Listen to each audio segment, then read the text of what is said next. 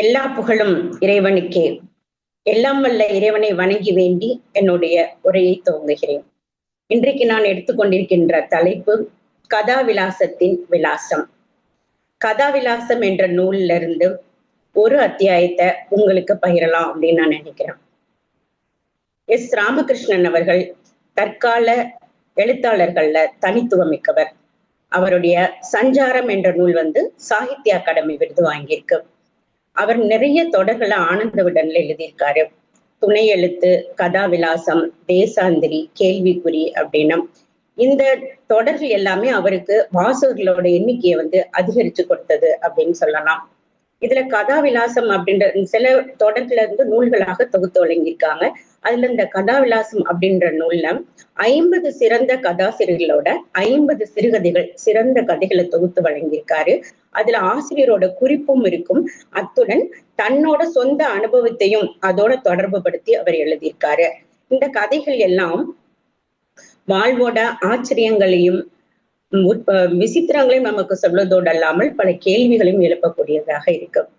S Ramakrishnan அவர்களின் எழுத்துக்களின் வழியாகவே அவரை சொல்லணும் அப்படின்னா, உதிர்ந்து கிடக்கும் மயிலிறகை கையில் எடுத்தால் மயிலின் கம்பீரம் புலப்படுவது போல அவருடைய எந்த கதையை வாசித்தாலும் பிரம்மாண்டமும் அழகும் உவமையும் சொற்சுவையும் வாழ்வின் நுட்பமான பதிவுகளும் இடம்பெற்றிருக்கும் அப்படின்னு சொல்லலாம்.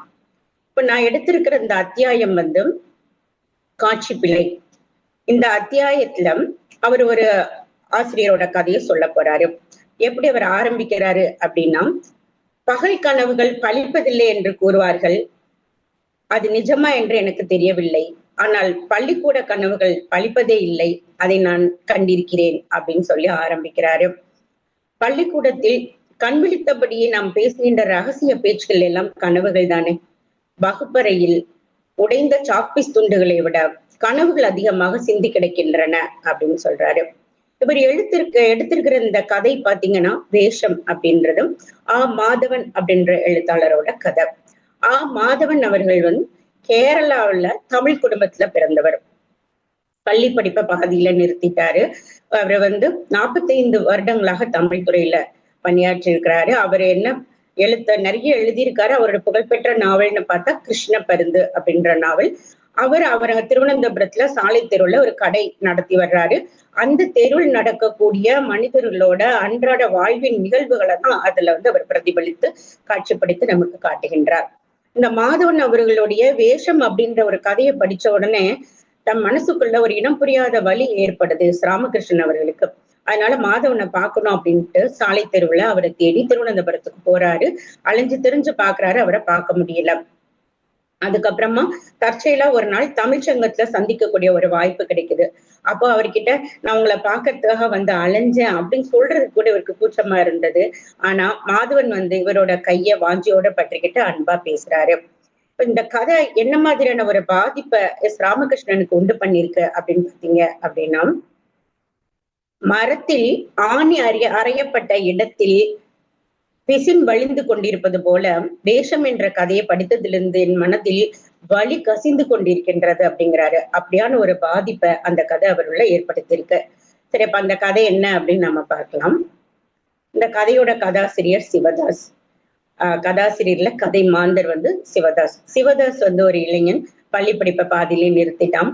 அவனுக்கு இப்ப என்ன வேலைன்னா, தாலுகா அலுவலகத்துல மனுக்கள் எழுதி கொடுக்கறது, அப்புறம் அங்க சுத்தி வரக்கூடிய சுற்றுலா பயணிகளுக்கு வழிகாட்டியாக பட்லர் ஆங்கிலத்துல பேசிட்டு சுத்தி காமிக்கிறது. இதுதான் அவனோட வேலை. சில நாள் வேலை இருக்கும், சில நாள் வேலை இருக்காது. வேலை இருந்தா சாப்பாடு, இல்லைன்னா இல்ல. ஆக அவனுக்கு ஒரு நிரந்தர வருமானமும் நல்ல ஒரு நிரந்தரமான ஒரு இருப்பிடமும் அவனுக்கு கிடையாது. இப்ப இவனோட வாழ்க்கை சூழல் எப்படிப்பட்ட ஒரு வறுமையில இருக்கு அப்படிங்கிறது நம்ம இந்த சொற்கள்ல இருந்து தெரிஞ்சுக்கலாம். சிவதாஸ் ஒரு சாதாரண உடையோட ஒரு நல்ல ஒரு பாலிஸ்டர் சட்டையும் வேஷ்டியும் வச்சிருக்கான். எதுக்கு அப்படின்னா, இன்னைக்கு அதிகாலை பொழுதுல எழுந்து குளத்துல குளிச்சுட்டு அந்த ரெடியா வச்சிருக்கிற பாலிஸ்டர் சட்டை வேஷ்டிய போட்டுக்கிட்டான். போட்டுட்டு இவன் எங்க கிளம்புறான்னு பாத்தீங்கன்னா, இந்த தெருவுல ஒரு கல்யாண மண்டபம் இருக்கு. அந்த கல்யாண மண்டபத்துல எப்போ எந்த கல்யாணம் நடந்தாலும் போய் உட்கார்ந்து சாப்பிட்டுட்டு வர வேண்டியது அவனோட வாடிக்கை. அந்த ஒரு நேரம் சாப்பாட்டை வச்சு அன்னைக்கு ஒரு நாள் பொழுது அவன் ஓட்டிடுவான். இது வழக்கமா நடக்கக்கூடியது. அன்னைக்கு அதே மாதிரி எந்திரிச்சு கிளம்பி பாலிஸ்டர் வேஷ்டி சட்டையை போட்டுக்கிட்டும் கல்யாண வீட்டுக்கு போறான். அங்க காவல்கார நாயரோட கண்ணில் பற்றக்கூடாது அப்படின்ட்டு ஒரு கள்ளப்பறவை பார்த்துட்டு உள்ள போறான். உள்ள போனா சமையலறையில இருந்து வாசம் அப்படி கமகமன்னு வருது. சாதம், பாயாசம், நெய், அந்த மாதிரி அவியல் பொரியல். ஏன்னா இது ஒரு கேரளா வீட்டு கல்யாணம். வகை வகையா அவியல் பொரியல் வச்சிருக்காங்க. ரொம்ப மனமா இருக்கு. உள்ள போறான். உள்ள போய் எல்லாத்தையும் பார்த்துட்டு சரி, மணப்பெண்ணுக்கான சடங்குகள் அங்க நடந்துகிட்டு இருக்கு. அப்புறம் புது துணி கொடுத்து மணப்பெண்ணை மாத்திட்டு வர சொல்றாங்க. அந்த துணியை வாங்கி போதுதான் பாக்குறான், இவன் நம்ம சுபாஷினில. ஐயோ, இவன் நம்ம கூட படிச்ச பொண்ணாச்சே, இவளுக்கா இன்னைக்கு கல்யாணம்? படிக்கிற காலத்துல இவளுக்கு நம்மள ரொம்ப பிடிக்குமே, நமக்கு இவளை ரொம்ப பிடிக்குமே. இவ கல்யாணத்துல இப்படி வந்து உட்கார்ந்து சாப்பிடுறது நல்லாவா இருக்கு, அலையாத விருந்தாளியா வந்திருக்கோமே, இந்த மாதிரி எல்லாம் யோசிக்கிறான்.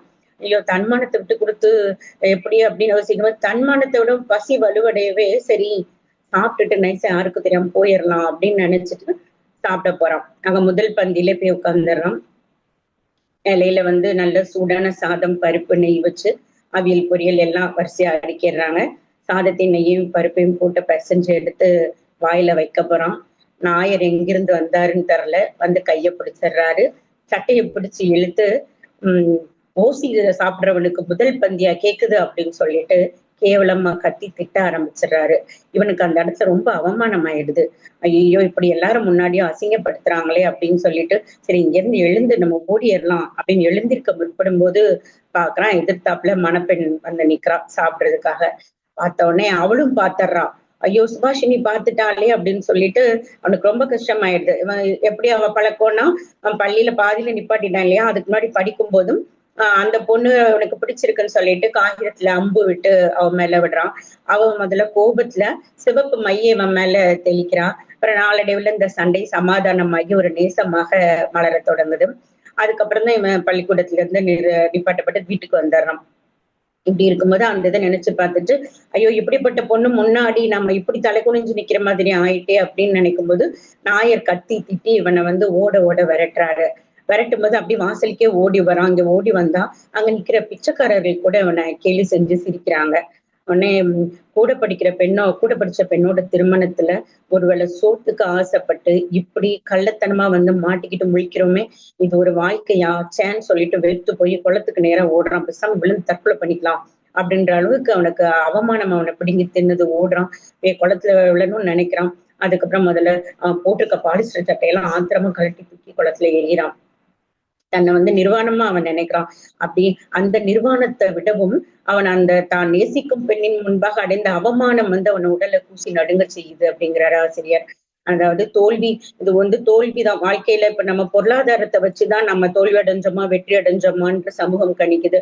இது தோல்விதான். ஆனா தோல்வியா இருந்தாலும் கூட அந்த தோல்வி ஒப்புக்கொள்ளும் தருணம்ங்கிறது வந்து அதிக வழியை தரக்கூடியதாக இருக்கு. அதனால இந்த ஆசிரியர் இந்த கதையை எப்படி முடிக்கிறாரு அப்படின்னா, அவமானப்படுவது பெரிய விஷயம் அல்ல, தான் நேசிக்கும் ஒருவரின் முன்பாக அவமானப்பட்டு நிற்பதுதான் தாங்க முடியாத வழி இல்லையா அப்படின்ற ஒரு கேள்வியோட இந்த கதையை அவர் நிறைவு செய்யறாரு.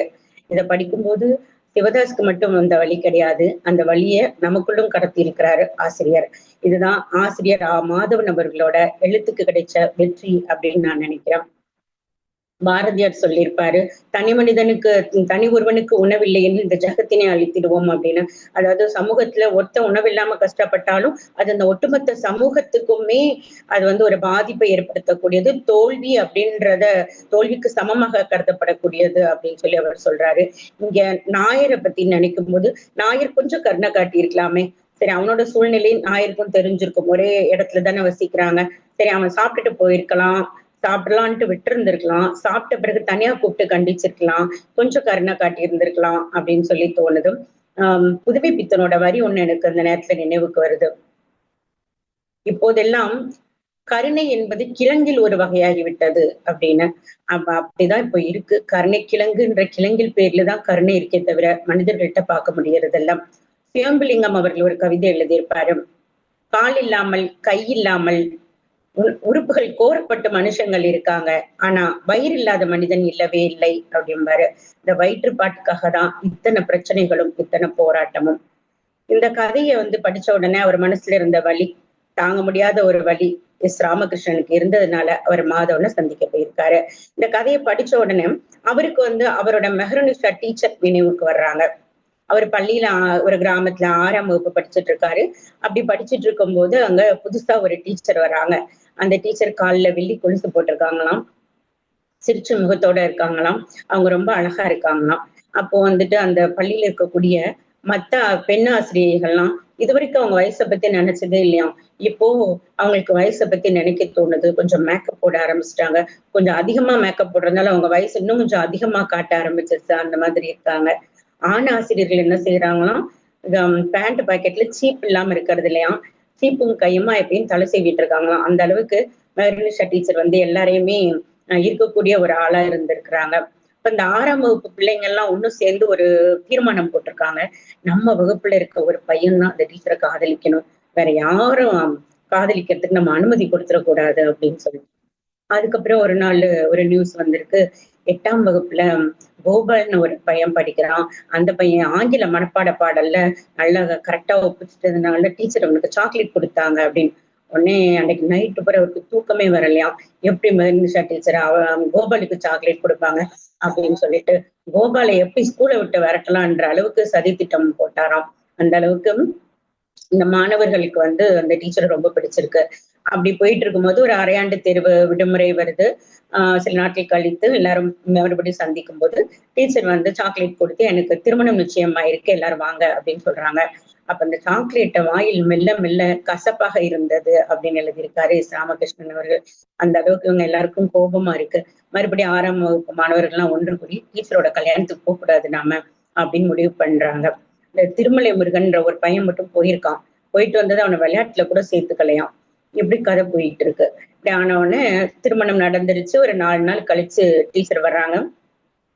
வந்ததும் டீச்சர் முகத்தை பார்த்தா அந்த பழைய சிரிப்பு இல்ல, கல்யாணமான அந்த கலை இல்ல, எப்பயும் சோகமா இருக்காங்க, ஒரு ஆழ்ந்த சிந்தனையில இருக்காங்க. உடனே அப்ப கொஞ்ச நேரத்துல பார்த்தா ஒரு புல்லட்ல ஒருத்தன் வந்து இறங்குறான். நான் தான் மெர்லிஷா டீச்சரோட கணவன், அவங்கள பார்க்கணும் அப்படின்றான். சரின்னு இவங்க போய் பாக்குறாங்க. பார்த்துட்டு இருக்கும்போது இருக்க வாக்குவாதம் அதிகமாகி ரொம்ப கத்தி கத்தி அவன் பேசுறான்.